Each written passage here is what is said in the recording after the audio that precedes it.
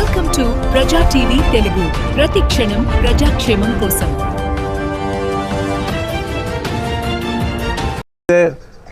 ఒక సిలిండర్ ఇచ్చేసి చేతులు దుడుపుకొని ఆ గ్యాస్ అనేది ఏమైందో మరి ఎవరికి డబ్బులు పడుతున్నాయో కూడా తెలియని అయోమయ పరిస్థితిలో ప్రజలందరూ కూడా ఉన్నారు. ఈ మధ్యకాలంలో మహిళలకు ఉచితంగా బస్సు అనే కార్యక్రమం వేసి అందులో కూడా రకరకాలుగా ఆంక్షలు పెట్టి చాలా మహిళలను ఇబ్బంది పడుతున్న విషయాలు మన దృష్టికి కూడా వస్తూ ఉన్నాయి. ఈరోజు మళ్ళా రాష్ట్ర వ్యాప్తంగా ఏర్పడిన సమస్య రైతు సమస్య. అన్నదాతలకు కనీసం యూరియా కూడా అందివ్వలేని ఈ ప్రభుత్వం ఎంత చేతగాని ప్రభుత్వం ఒక్కసారి మనం ఆలోచన చేసుకోవాలి.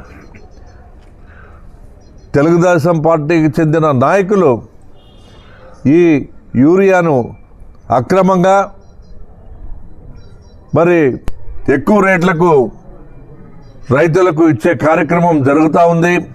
పెద్ద ఎత్తున బ్లాక్ మార్కెట్లో మరి యూరియాను అమ్మి ఆ రకంగా కూడా రైతులను మోసం చేసి సొమ్ము చేసుకునే పరిస్థితిని ఈరోజు రాష్ట్ర వ్యాప్తంగా మనం చూస్తూ ఉన్నాం. దీన్ని కప్పిపుచ్చుకునే దానికి రైతుల తరపున పోరాడే మా పార్టీ చెప్తానే ఉంది.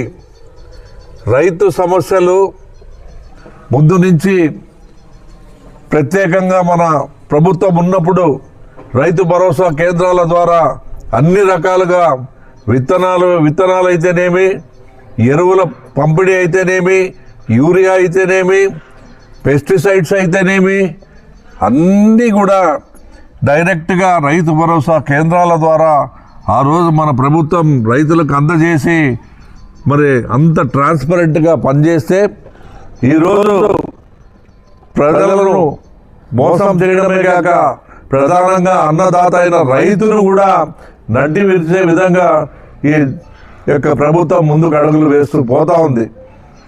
ఎప్పుడైనా గతంలో జగన్మోహన్ రెడ్డి గారు 5 సంవత్సరాలు పరిపాలన చేశారు.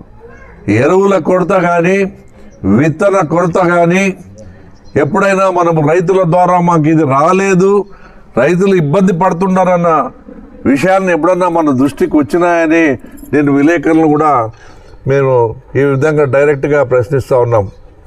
కానీ ఆ రోజు ఎటువంటి సమస్యలు లేకుండా రైతులు మరి ఎంతో ఆ రోజు సహాయాన్ని మా ప్రభుత్వం ద్వారా పొందినారు.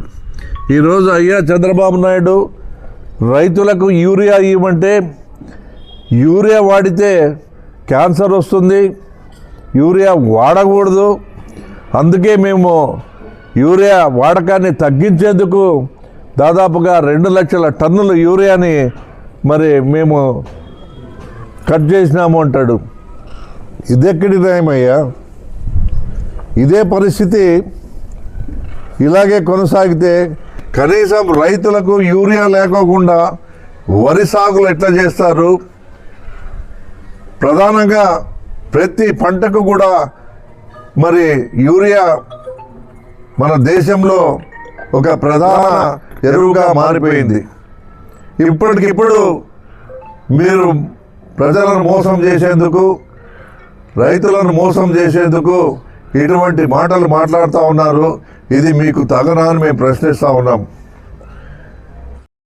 వచ్చినప్పటి నుంచి ఈ రోజుటి వరకు కూడా మీరు చేస్తున్న కార్యక్రమం ఏమిటంటే వైఎస్ఆర్ కాంగ్రెస్ పార్టీ నాయకులను ఎవరైతే ప్రభుత్వాన్ని ప్రశ్నిస్తున్నారో వారిపైన సోషల్ మీడియాలో ఉన్నది ఉన్నట్లుగా చూపించే మీడియా పైన రకరకాలుగా మీరు మరి కేసులు పెట్టి ఈరోజు జైళ్ళ పాలు చేస్తున్న మాట వాస్తవం కాదా అని అడుగుతూ ఉన్నాను.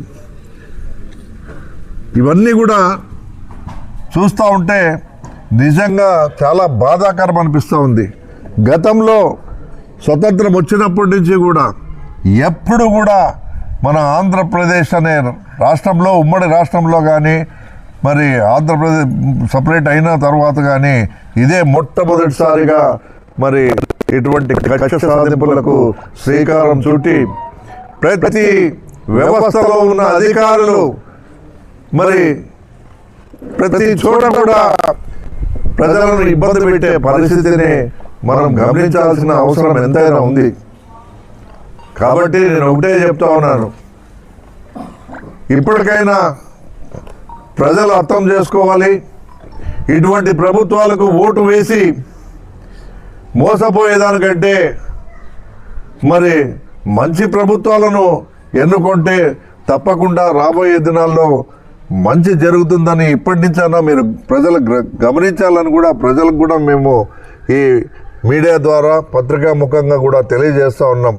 అయినప్పటికీ ఈ నెల 9వ తారీఖున మంగళవారం ఉదయం 9 గంటలకు ఆర్డీఓ కార్యాలయానికి వెళ్ళి మనమందరం కూడా ప్రతి రైతు కూడా నియోజకవర్గ స్థాయిలో ప్రతి రైతు కూడా పాల్గొని మన యొక్క నిరసన గళాన్ని వినిపించే విధంగా మరి ఆ కార్యక్రమంలో పాల్గొని మరి పెద్ద ఎత్తున రైతులు వెళ్ళి మన వినతి పత్రాన్ని ఆర్డీఓ గారికి సమర్పించాల్సిన అవసరం ఉంది. కాబట్టి ఆ విధంగా వైఎస్ఆర్ కాంగ్రెస్ పార్టీ పిలుపు ఇచ్చింది. కాబట్టి ప్రతి ఒక్కరిని కూడా నియోజకవర్గ స్థాయిలో ఉన్న ప్రతి నాయకుడు కూడా ప్రతి రైతు కూడా ప్రతి వైఎస్ఆర్ కాంగ్రెస్ పార్టీ కుటుంబ సభ్యులందరూ అభిమానులు శ్రేయోభిలాషులు అందరూ కూడా పెద్ద ఎత్తున తరలి రావాల్సిందిగా ప్రతి ఒక్కరికి కూడా ఈ పత్రికా ముఖంగా మీడియా ముఖంగా తెలియజేసుకుంటూ